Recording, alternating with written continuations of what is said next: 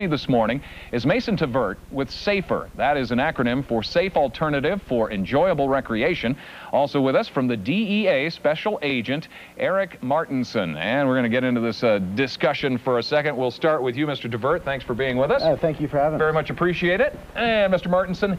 Good morning, now, Steve. You say that this is less harmful, marijuana. You're reflecting marijuana versus alcohol. Less harmful. Back that up. Well, there's incontrovertible evidence that alcohol poses far more threat to not only the user but to society.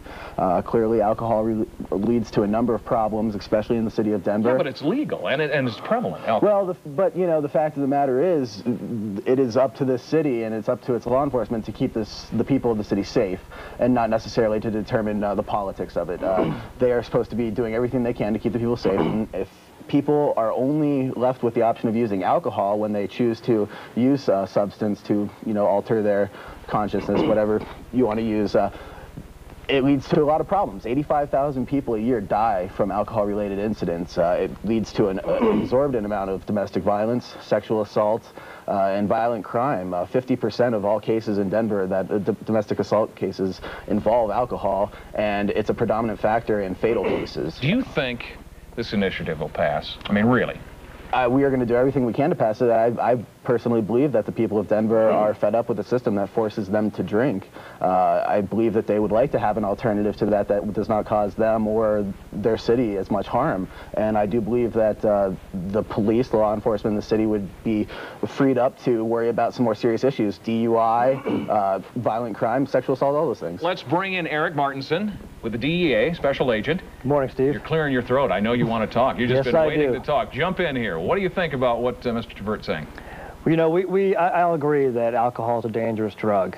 However, illicit drugs are not dangerous because they're illegal. They're illegal because they're dangerous. Marijuana, just like ecstasy, just like heroin, is a Schedule I controlled substance.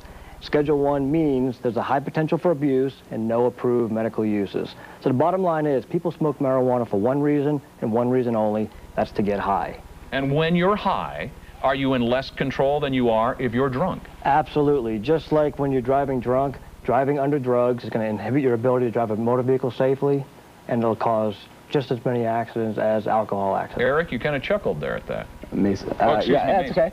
Yeah, I chuckled at that just because to compare marijuana to ecstasy, those are all, obviously harder drugs that do lead to certain problems. So, like you said, what is the other use of alcohol? Clearly, it's meant for recreational purposes, and not to mention the fact that if you're over 21, you can possess as much of it as you want. It can kill you.